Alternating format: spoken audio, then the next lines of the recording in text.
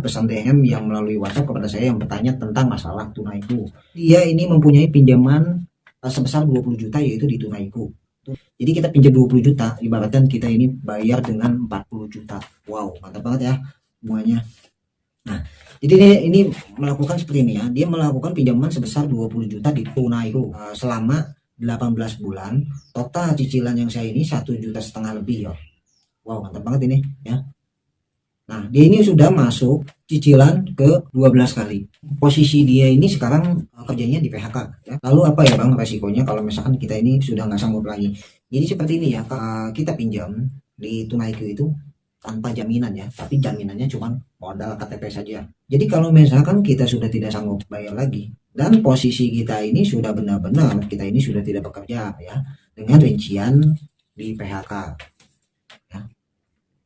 Sebenarnya Anda ini nggak usah takut kalau misalkan Anda ini sudah ada cicilan ya.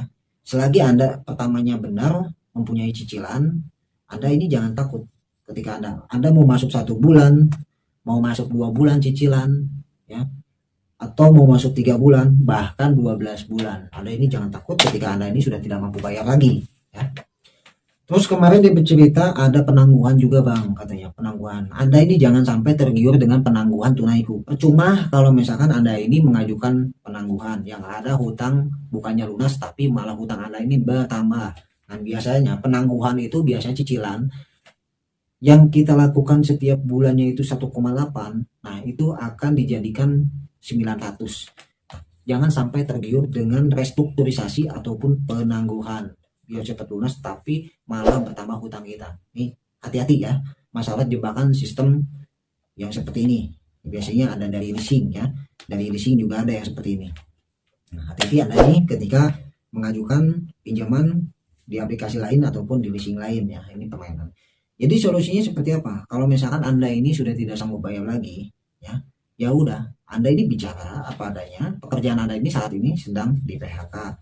Saya belum bisa bayar, kalau ada saya bayar, kalau nggak jadi masalah. Sebenarnya rincian kita, kalau misalkan kita udah masuk cicilan 12 bulan, dikalikan 12 dikali 1,8 ya, itu udah berapa totalnya ya. Jadi ibaratnya sisa hutang per bulannya yang kita sudah tidak sanggup bayar lagi itu adalah tulangnya.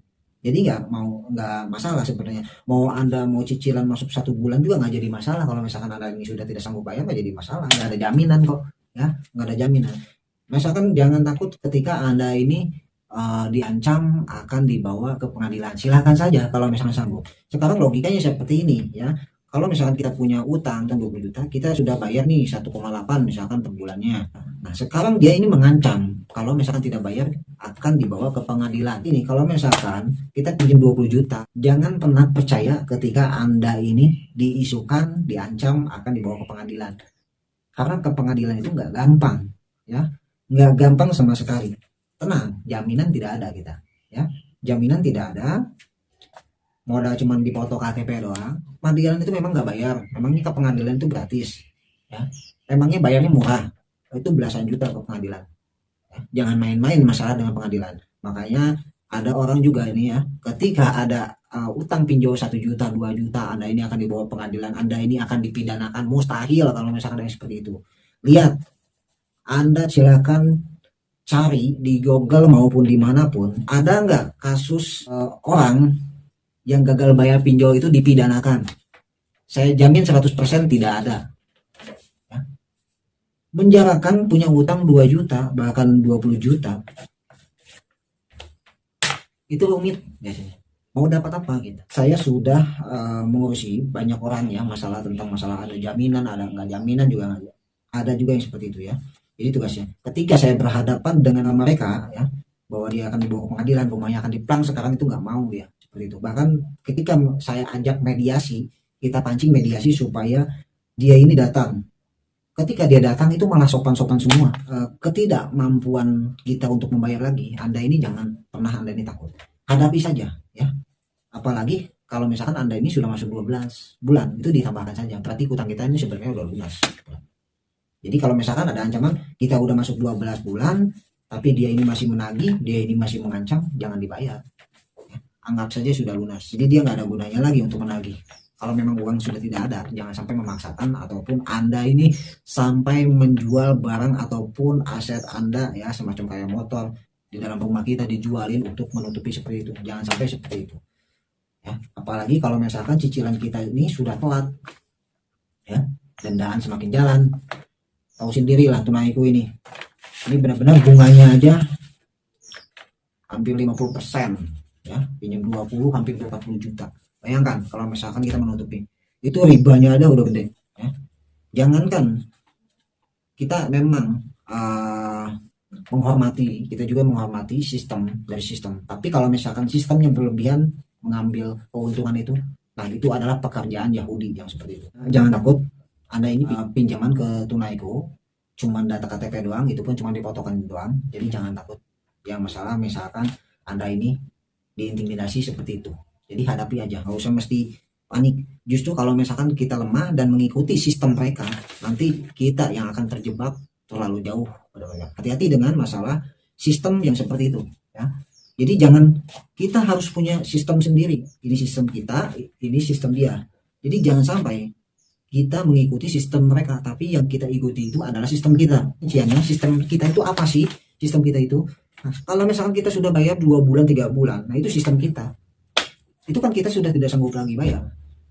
Jadi jangan takut misalkan Anda ini akan dibawa ke pengadilan, akan dipidanakan tentang masalah ini. Mustahil. Utang piutang itu nggak ada yang namanya diurusin ke tindak pidana. Nggak ada orang yang terjerat pinjol, ya. Ini menurut saya sih pinjol, ya. Tunaiku ini. Memang namanya bank, tapi kalau menurut saya sistem pinjaman elektronik itu adalah pinjol. Jadi jangan sampai mandi Tunaiku itu adalah sistem bank. Mustahil kalau misalnya seperti itu. Pokoknya seperti itu aja. Kita harus punya sistem, dia punya sistem, kita juga harus punya sistem. Ya. Terkecuali kalau misalkan kita ini pinjam dan kita tidak bayar sama sekali. Yang akan dipidanakan itu seperti apa sih? Tunaiku kan memang sudah ada dibilang bank gitu kan.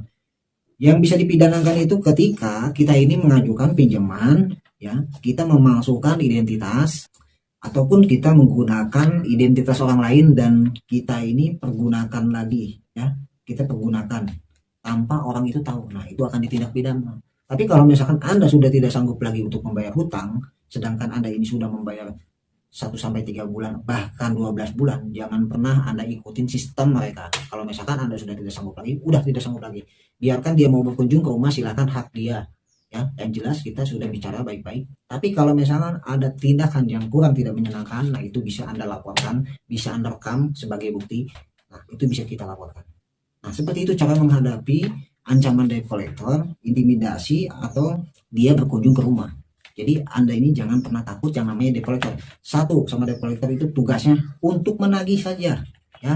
Masalah hutang piutang itu urusan debitur dan kreditur. Tidak ada urusannya dengan debt collector. Debt collector satu tugasnya menagih saja. Diingatkan.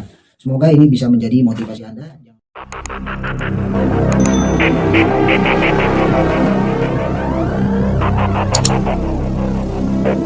Thank you.